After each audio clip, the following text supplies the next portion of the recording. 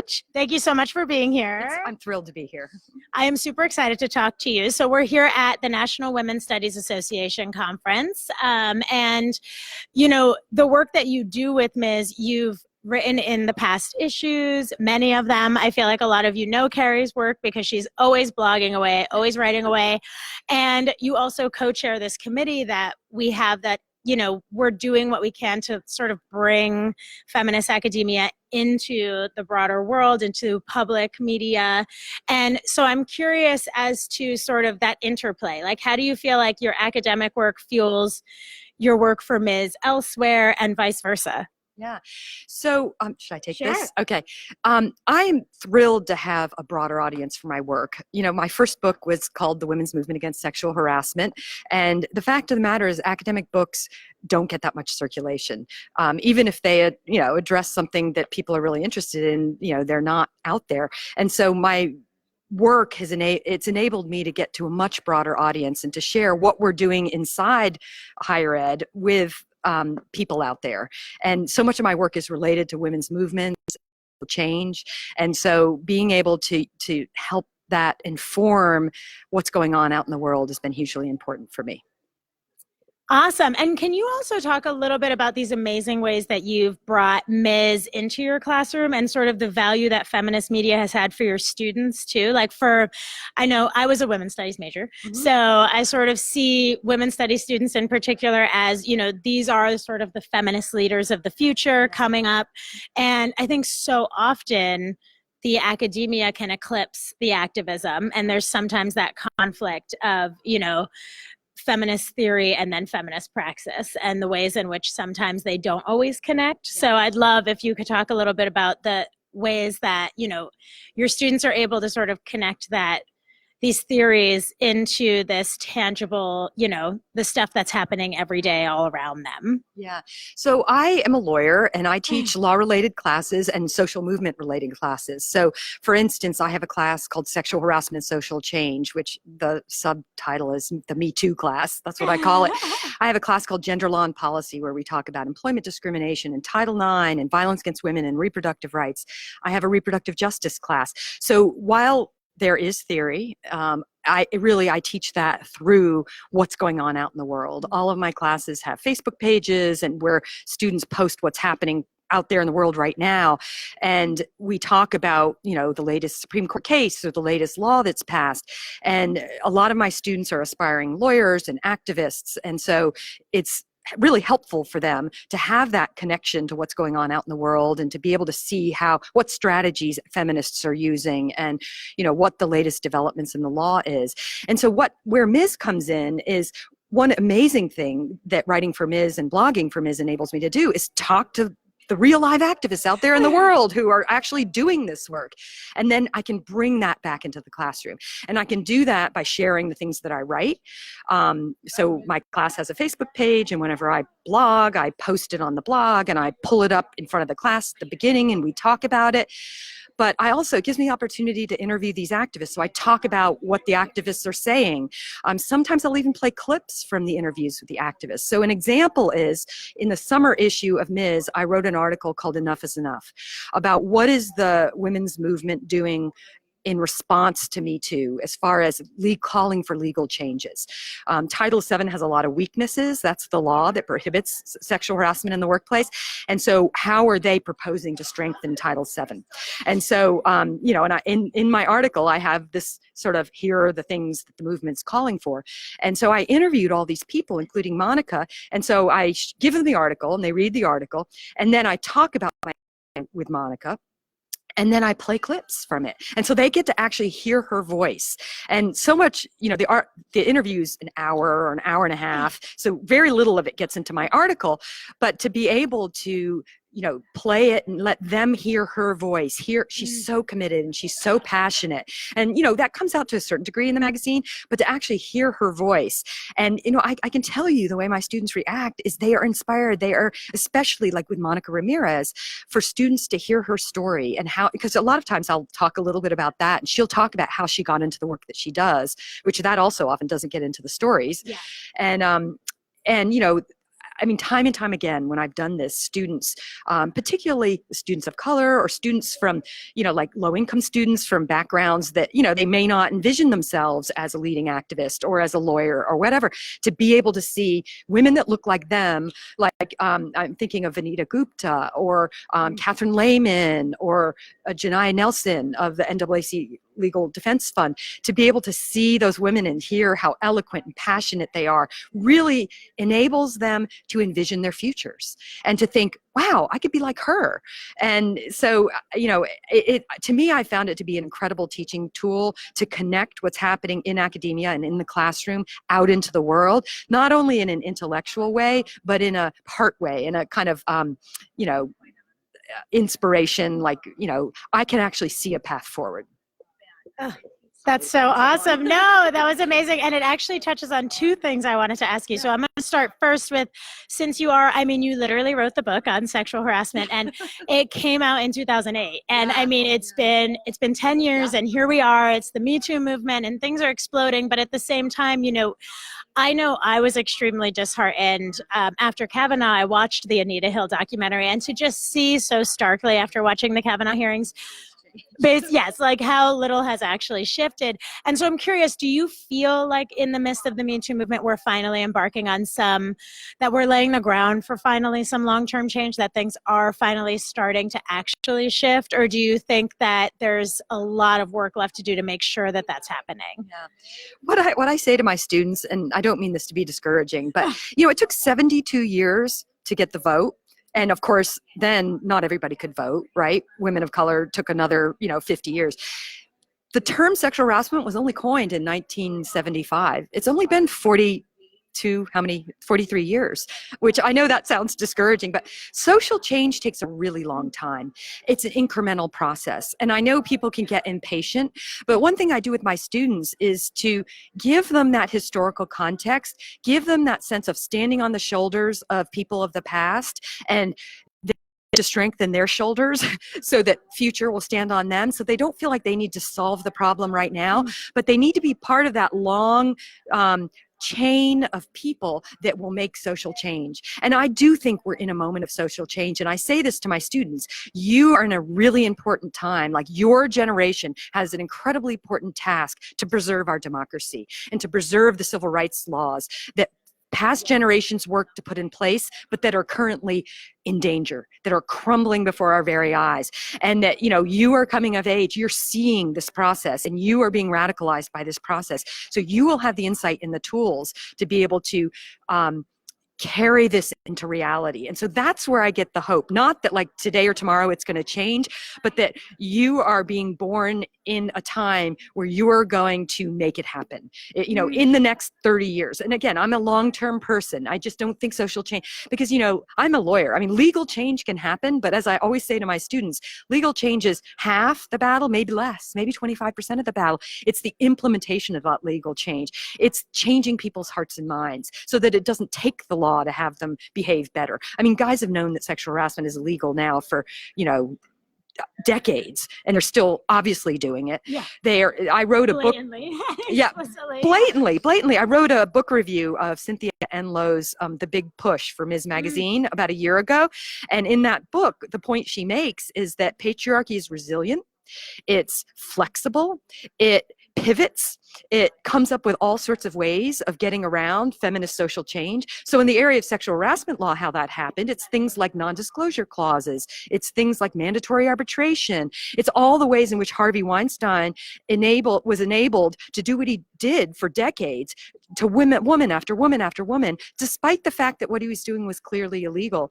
And so, social change is hard. The law is only the first step. We've got to constantly be on the lookout. We've got to constantly be figuring out the ways in which the patriarchy is pivoting and shifting and flexible. And, and so I'm trying to teach students to think about that and to think, you've got to be strategic and you've got to be relentless. That's the other thing. The patriarchy has so much energy, and it'll just go on and on. I mean, Trump is a perfect example of that. And so, I guess I'm way off track, but my point is I'm very inspired by the Me Too movement. I think that from the beginning, speaking out is so important.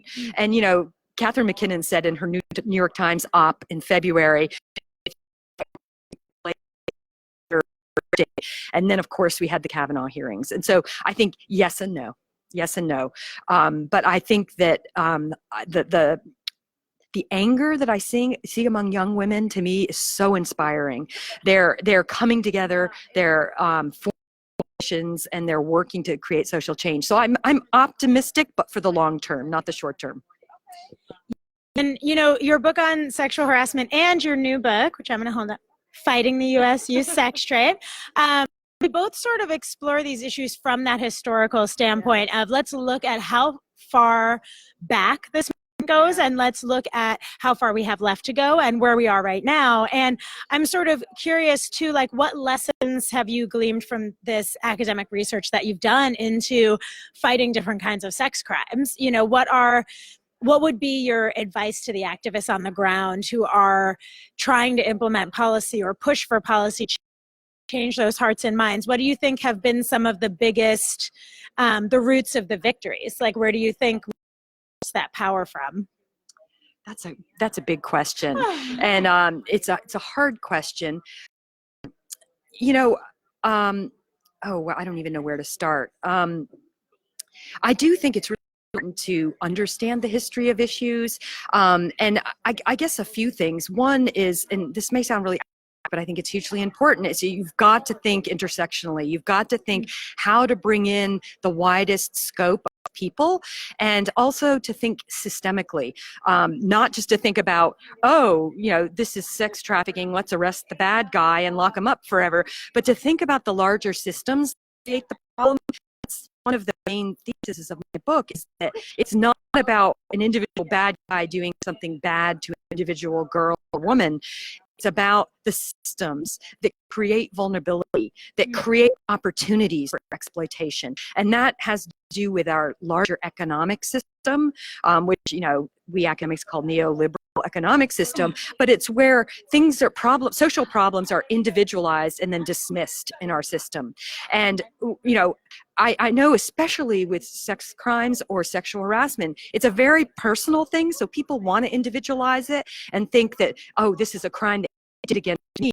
I think we ought to think about it in the broader context, the ways in which, a lack of a social safety net makes us vulnerable, the ways in which failing public schools or,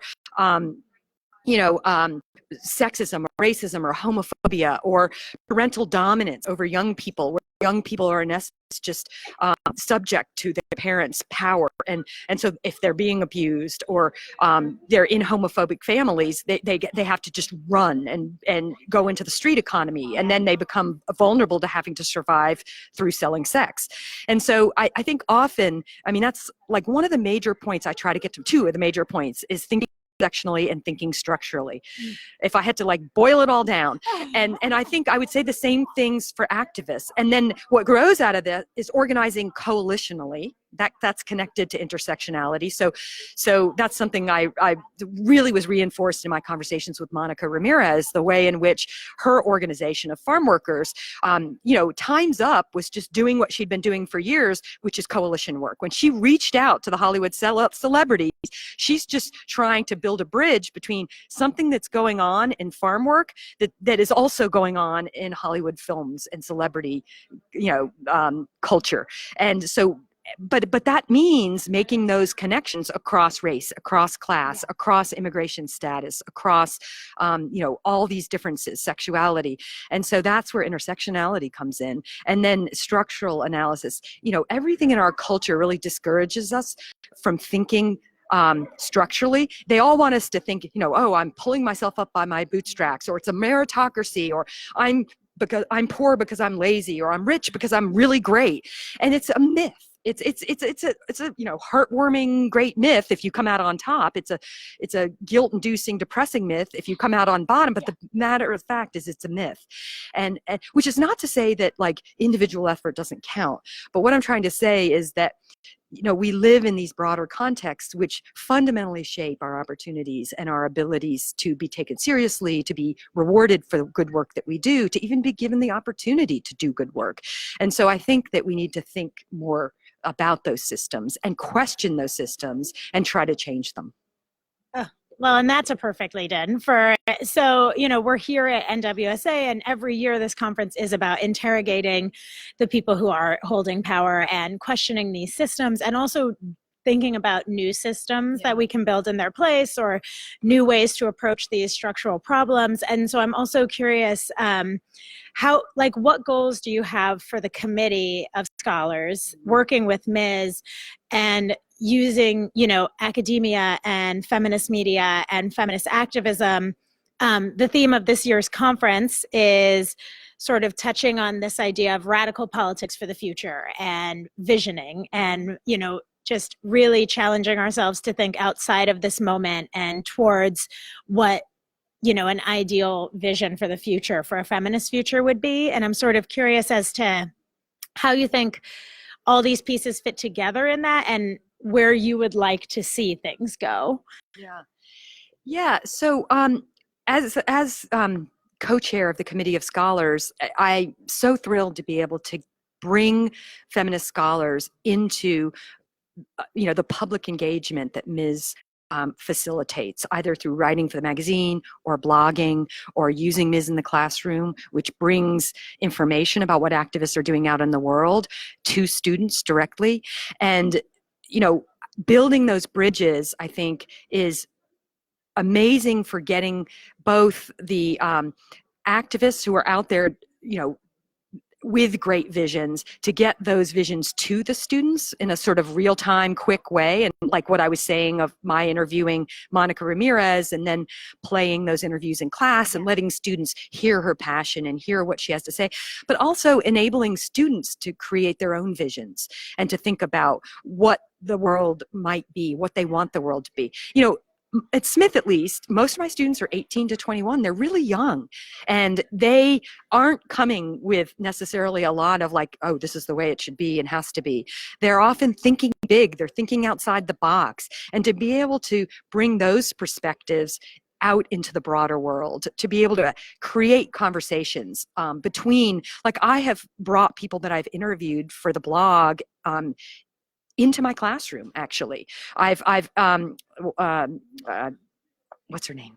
From ACLU, the Women's Rights Project, Jillian Thomas, who wrote the book Because of Sex. I interviewed her for the blog, and then I brought her out to Smith College, and she met with my students, and they got to have a back and forth where students could talk to her and she could talk to them, and they could share their visions of what the future is. And I think it's really important that activists, especially at established organizations like the ACLU, have that interaction with young people, and that they can hear what's on the mind of young people, what they're concerned about, what their hopes are for their futures, because they are who we're all working for, right? We're working for our daughters and younger people that are coming up, and then I think also enabling them to come into these organizations and influence these organizations, because they are our lifeblood, they're our future. So is that what you were thinking of? Yeah. Yes, totally. And I think I'm probably with everyone on this, that I'm so jealous of your students, and and just what an amazing energy that you must bring to them, and these amazing opportunities to interact with these, feminist legends and leaders. And yeah, I'm so grateful that I get to work with you. And I think Ms. is so much better off because of feminist academics like you, who engage critically with our work and challenge us, and then also help us challenge these systems. Yeah. And yeah, I know you have to go.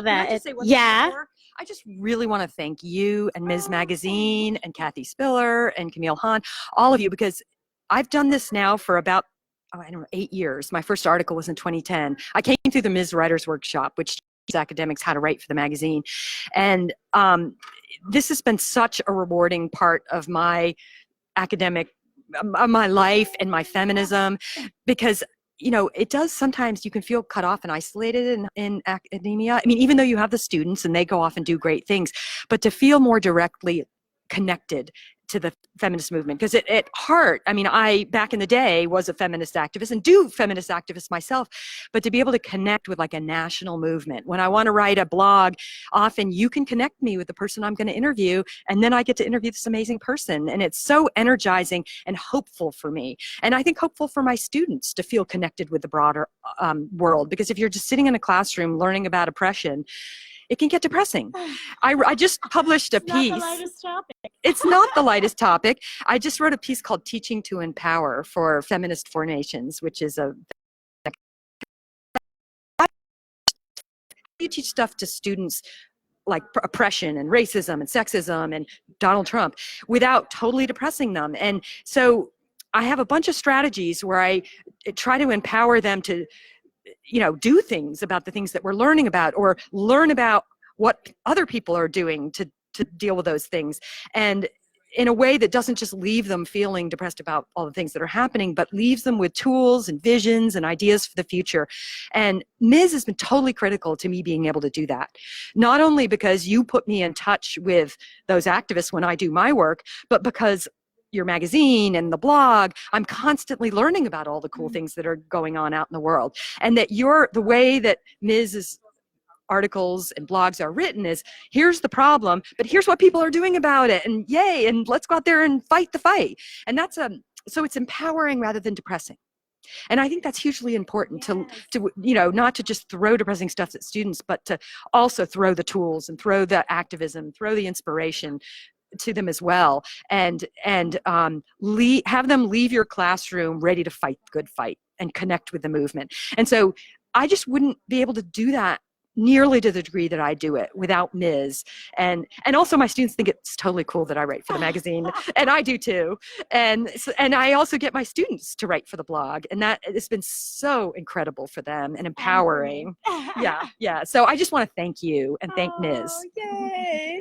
Well, I enjoyed this Love Fest. I was like, great advertisements. I now feel like I have to follow up with all the plugs. I'm like, read Carrie's articles. I am going to drop a link to her author profile online, so you can read all of her blogs and also a lot of the excerpts from her magazine pieces.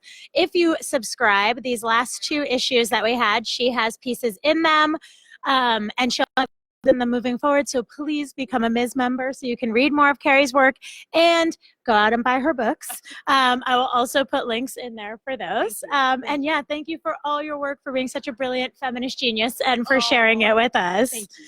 And really yeah, appreciate it. Well, and I'll be tuning back in with more of our scholars later. I know Carrie has someone else to meet up with. And yeah, stay tuned, and thank you so much. Thank you. Bye, guys.